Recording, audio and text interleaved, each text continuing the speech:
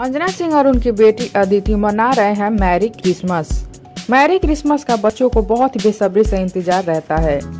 और देखिए अदिति कितनी ज्यादा खुश है क्रिसमस पे और कितना ज्यादा मस्ती कर रही हैं, डांस कर रही हैं।